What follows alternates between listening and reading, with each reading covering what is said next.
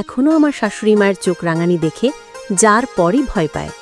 আমার শাশুড়ি রেবেকা খাতুন দেখতে শুনতে বেশ মার্জিত মহিলা, সুশিক্ষিত, পোশাক আশাকে খুব সতর্কতা অবলম্বন করেন। আমার বিয়ে হয়েছে 4 মাস হলো। এই 4 মাসে আমি 4 দিনও রান্নাঘরে যাইনি বললে ভুল হবে। আমার শাশুড়ি আমাকে যেতে দেয়নি। রান্নাবান্নার কাজ তিনি একা হাতেই করেন। মাঝে মাঝে হেল্প লাগলে তিনি আমাকে ডাকেন। বিয়ের আগে শ্বশুরবাড়ি নিয়ে মনের মধ্যে অনেক আতঙ্ক ছিল। বান্ধবীদের বলতে শুনতাম শ্বশুরবাড়িতে গেলেই নাকি কাজ আর কাজ, সারাদিন শ্বশুর শাশুড়ি ননদ স্বামীদের খেদমত করতে করতেই নাকি জীবন চলে যায়। অথচ আমি এসবের কোনো কিছুই দেখছি না, বরং সারাদিন ফোন টিপছি আর খাচ্ছি। সকাল দুপুর ভাতটা আমার শাশুড়ি বেড়ে দেন। প্রথম ভেবেছিলাম নতুন বউ, তাই হয়তো শাশুড়ি এত যত্ন করছে। কিন্তু না, দিন যতই যাচ্ছে শাশুড়িমা সংসারের প্রতি ততই দায়িত্বশীল হয়ে যাচ্ছেন। ইদানিং এই ব্যাপারগুলো আমার একদমই ভালো লাগে না। মাঝে মাঝে মনে হয় আমি সংসারের মেহমান। সোফায় বসে ফোন টিপছি। আমার শাশুড়িমা কি যেন কাজে বাইরে গেছে। আমার নন্নদানিকা কলেজে। বাসায় বলতে গেলে আমি একাই। হঠাৎ কলিং বেল বেজে উঠল। দরজাটা খুলে দিতেই দেখি পাশের বাসার ভাবি এসেছে। আমি হাসি মুখে ওনাকে বসতে বললাম। ভাবি হেসে হেসে জিজ্ঞেস করলেন, নতুন সংসার কেমন চলছে? আলহামদুলিল্লাহ ভাবি, আমার শাশুড়ি তো অনেক ভালো, সংসার নিয়ে আমার কোনো চিন্তাই করতে হয় না। এ বাড়িতে মেয়ের মতোই থাকি আমি। আমার কথা শুনে ভাবি রেসপন্স করলেন না। মুখের হাসি পাল্টে ফিসফিসরে বললেন, শুনেন ভাবি, আজকাল শাশুড়িদের এত বিশ্বাস করতে নেই। এই যুগের শাশুড়িরা কখনো নিজের সংসার ছেলের বউয়ের হাতে তুলে দিতে চায় না, তাই সব কাজকর্ম নিজেই করে। সময় থাকতে নিজের সংসার বুঝে নিন, নয়তো কিছুদিন পর দেখবেন আপনাকে এ সংসার থেকে ঘাড় ধাক্কা দিয়ে বের করে দিচ্ছে। পর কখনো আপন হয় না, বুঝলেন? এ কথাগুলো বলে ভাবি চলে গেল। তার বলা কথাগুলো আমার মগজে জায়গা করে নিল। আসলেই তো, বিয়ের পর থেকে এখন অবধি আমার শাশুড়ি আমাকে একটা কাজও করতে দেয়নি, খুব প্রয়োজন ছাড়া। সব কিছু নিজের আয়ত্তেই রেখেছেন। তাহলে কি ভাবির কথাটাই সত্যি? আমাকে কি কয়েকদিন পর এ বাড়ি থেকে বের করে দিবেন?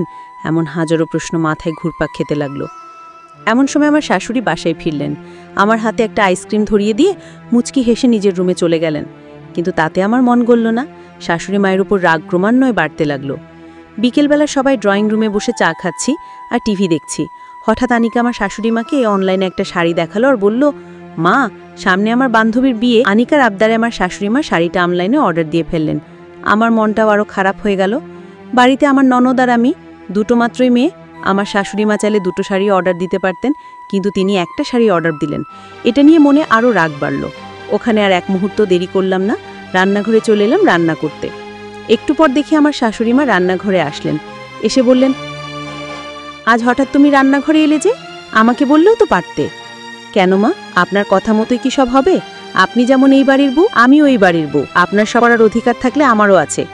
আমার কথা শুনে আমার শাশুড়ি মা রাগ করলেন না, বরং শান্ত গলায় বললেন, তুমি আমার সাথে কিভাবে কথা বলছো জানো তুমি? আমি মুখ বাঁকিয়ে বললাম, জানি মা।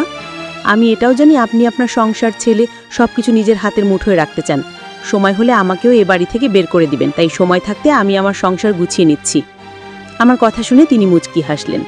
আমাকে অবাক করে দিয়ে তিনি আমার হাত ধরে টেনে নিয়ে গিয়ে ড্রয়িং রুমে সোফার উপর বসালেন। মাথার কাপড়টা আরও একটু শক্ত করে টেনে নিয়ে বললেন, আমি ছিলাম আমার শাশুড়ি মায়ের একমাত্র ছেলের বউ। আমি যখন এ বাড়িতে বউ হয়ে আসি, তার পরের দিন শাশুড়ি মা আমাকে রান্নাঘরের দায়িত্ব তুলে দিয়েছিল। আমি নতুন বউ হয়েও সব কাজ আমাকে করতে হতো। আমার শাশুড়ি তার মেয়েদের নিয়ে ঘরে বসে গল্পগুজব করতেন। আমার রান্নাবান্না বা কোনো কাজে একটু ভুলচুক হলে ননদেরা কথা শোনাতে কমতি রাখত না। আমার তখন কী যে খারাপ লাগতো তা শুধু আমিই জানি। নিজেকে খুব অসহায় লাগতো। তোমার শ্বশুরকেও তেমন পাশে পেতাম না, সারাদিন একা একা লাগতো। কথাগুলো বলে চোখ মুছলেন আমার শাশুড়ি মা। একটু দম নিয়ে আবার বলতে শুরু করলেন, আমি আমার বাবা মায়ের একমাত্র মেয়ে ছিলাম, কাজবাজ তেমন জানতাম না। আমার শাশুড়িও তেমন কোনো সাহায্য করেনি আমাকে, বরং একটু ভুল হলে একগাদা কথা শোনাতো। শাশুড়ি মানেই ছিল আমার কাছে নিষ্ঠুর মানবী, একটা আতঙ্ক। তাই আমি শপথ করেছিলাম, আমি আমার ছেলের বউয়ের কাছে একজন ভালো মানুষ, ভালো শাশুড়ি হয়ে থাকতে চাই। তোমার বয়স আর কত? এটুকু বয়সে সংসারের দায়িত্ব তুমি নিতে পারবে না। তাই আমি চেয়েছি আমি পাশে থেকে তোমার সংসার গুছিয়ে দিতে, তোমার সংসার কেড়ে নিতে নয়। নতুন বিয়ে হয়েছে, বছরখানেক একে অপরকে সময় দাও, তারপর না হয় সংসারের দায়িত্ব নিও। এটা ভেবেই আমি সব কাজ নিজে করতাম। এই বাড়িতে আমার মেয়েটে যেভাবে রেখেছি, তোমাকেও সেভাবে রাখতে চেয়েছি। একটা মেয়ে যখন শ্বশুর বাড়িতে আসে আমি বুঝি তার কেমন লাগে।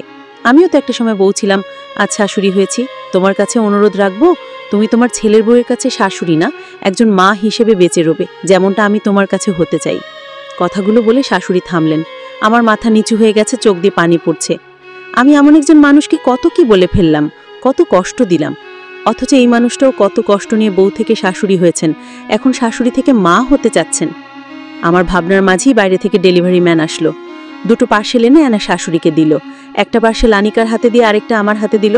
আমি পার্সেলটা খুলে দেখলাম যেই শাড়িটা আনিকা পছন্দ করেছে সেই শাড়িটাই আমার হাতেও। আমার আর বুঝতে বাকি রইল না, আমার শাশুড়ি মা আমার জন্য শাড়ি অর্ডার দিয়েছিলেন।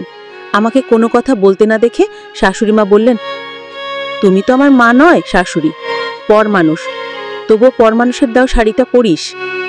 শাশুড়ি মায়ের কথা শুনে আমি ফ্লোরে বসে তার কোলে মাথা রেখে কেঁদে উঠলাম। কাঁদতে কাঁদতে বললাম, আমার মা লাগবে না, আপনি আমার ইমন শাশুড়ি হয়ে থাকেন, পরমানুষ হয়ে থাকেন। বিয়ের পরই সবাই শাশুড়ি হয় না, বউ থেকেই শাশুড়ি হয়। মায়ের মতো শাশুড়ি হতে পারলে সুখী হতে জীবনে আর কিছুই লাগে না।